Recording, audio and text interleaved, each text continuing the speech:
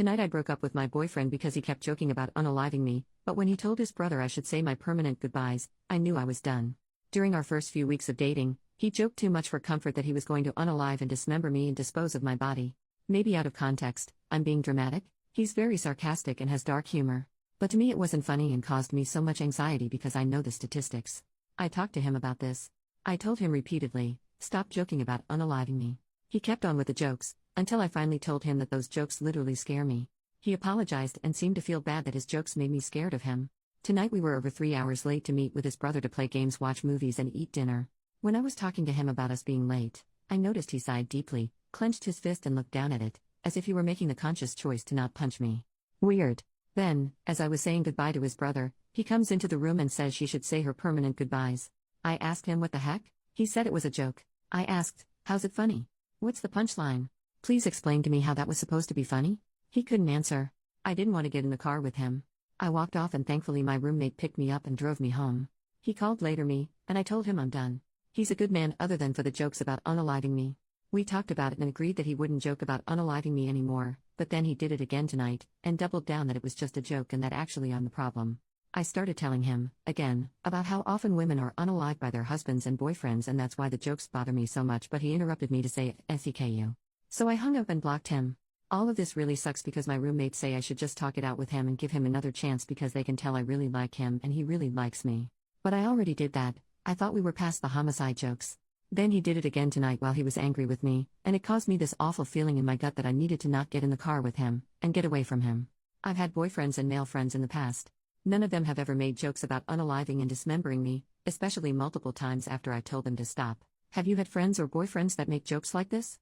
Where is the humor in it? What would you do in this situation? Small update in the same post, the next day. Thank you everyone for your overwhelming support. Also thank you for the important links and resources in the comments. I've learned a lot and shared them with my friends. I love this sub. I haven't heard from him and he hasn't caused any trouble since the breakup. If anything comes up I'll update this post. Top comments. Commenter number 1. When I was a teenager I would go driving around country roads and around our smallish town with male buddies from school. I'm a woman, and one night my really good friend thought it was a good idea to make a joke about chopping me up with an axe. I got really terrified because it was just an overwhelming and scary thing to hear and I started to cry. The immediate regret was obvious in my friend's eyes and he genuinely looked mortified for having scared me so bad. He started apologizing and saying it was such a stupid joke and reassured me. In the moments after making his stupid attempt at humor and seeing the impact it had, he felt remorse and wanted to correct his behavior. Your ex did not do this, or if he did, he immediately repeated the scary behavior again anyways. My friend never made a joke like that again. Men who actually care about us will respond empathetically to our fear response and will want to do whatever it takes to ensure we feel safe around them. Especially if it's as simple as refraining from making dumb jokes. I hope you never have to see this creep again and good for you for sticking up for yourself. Commenter number 2, just remember, there's a lot of unalived women that once said he'd never do that to me. Update, 11 months later. I hope I'm not breaking any subreddit rules by posting an update, but I thought this sub would like this update from all the feedback my original post received and all the messages I read requesting an update. My original post was almost a year ago. Thankfully I have moved across state since then and have not seen him since. The last time I spoke to him, over the phone, I made it very clear several times. Me, you promised you'd stop making jokes about unaliving me, but then you did it again. Me, you realize the greatest threat for women is being unalived by their boyfriends and husbands? They are most likely to be unalived by men they know. All he had to say? Hey OP? FCKU. So I hung up. I ghosted him after that, blocked him on everything and alerted my employer if he showed up that he was a threat. However, he sent me an email in an attempt to. I don't know?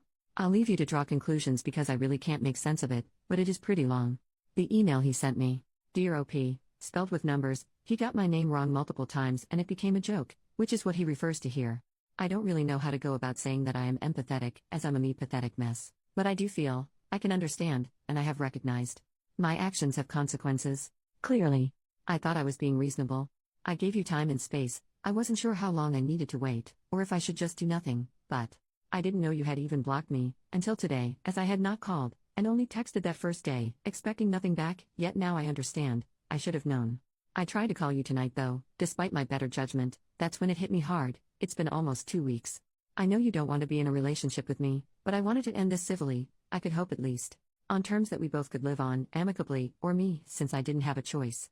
That terrible night was booze-ridden and unfortunately for me, the end of us.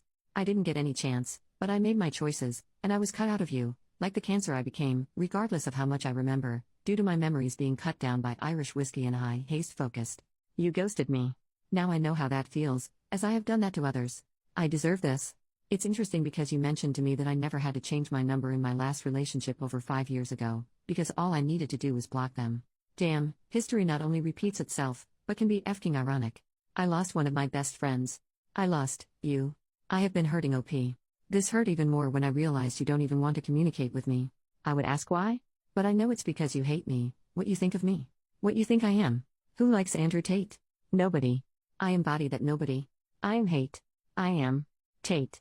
I obviously have a lot of growing up to do. I was not aware of just how much. I do not regret you or the experiences I shared, which were awesome and different than all the treasures I had experienced with another soul. We had so much in common, and yet, the few things we didn't shaped itself into a shadow that blocked our light, your light. I regret not realizing that perhaps, I was just not ready. You are so beautiful and awesome OP, and I hate hurting you in any way, especially since you deserve so much love, and instead I gave you fear. You however only gave me happiness, you made me feel wanted, so much so that it blindsided me. I haven't been that happy in a very long time, and maybe that's why I fell for you so hard and so fast, as I had been in the dark for years, and your essence got me as high as a kite. I could see the sky for once. I was flying. I had been grounded since I had lost my wings a few years ago, and it showed. I started sinking in the sands of time. In bottles. In gates drowned by my fears. My brother lost a friend because of me. I lost because of me. I may be a good person, that does bad things, but I did a bad thing to a good person. It scares me to think that, when we do, and it will inevitably happen, as it's a small town, run into each other, you will fear me. And I will fear you. I don't want that. But, I made my grave. And I suppose I need to sleep in it. I will not call you again, as I did tonight, as much as I want to. You can always call me, but, I am aware that is about as real as my dreams coming true. I have respected your space. I haven't tried to suffocate it, or breathe your air. I just wanted to bury myself with a little dignity today, considering that I must be public enemy number one. I'm embarrassed to admit that running into your roommates or even co-workers makes me feel uncomfortable. That I did. To myself. And you. I'm sorry OP. I don't know what else to say. I know you will find someone, sooner or later, who will treat you with respect and make you feel loved. I am not him. I failed. But you will have that. As much as I don't want to think of it. And you deserve it, as much as I didn't commit to that. I know you think I don't love you. You can ghost me, you cannot respond. I don't think you will anyways. Maybe you won't even read this, which is okay. I needed to say my piece, to rest at sea. But you can't take away how I felt. Or how I feel at all. Maybe that was the problem, I was too much. You thought I was just a blimp in time anyhow, and now, that blimp can finally sink. In time. Edit, thank you for all the support. I love this sub. No way he will ever hear from or see me again. Now I live in a new town, new home, and with a great man that respects and appreciates me. Some of OP's comments. Commenter, people talking about this man being sociopath, psychopath, narcissistic. To me he sounds like a generic boy that is trying to verbalize his emotions for the first time. I don't know how old he is, but it reads like the letters my first boyfriend at 20 years old sounded. Trying to be poetic and funny and failing at both. And just word vomiting emotions without fully understanding them. Yeah, that's just a normal dude learning his actions have consequences for the first time. OP, he's like 40. Commenter number 2, him talking about alcohol makes it make sense. All the more reason to keep him blocked though. If he's making those jokes while drunk, there's a non-zero chance that he actually did fantasize about unaliving and dismembering you or someone else. OP, most of the time when he made the jokes he was totally sober. Commenter number 3, I read through your first post. The dating phase is when you get to know somebody. Take your time to do that before more commitment. He is a nutcase.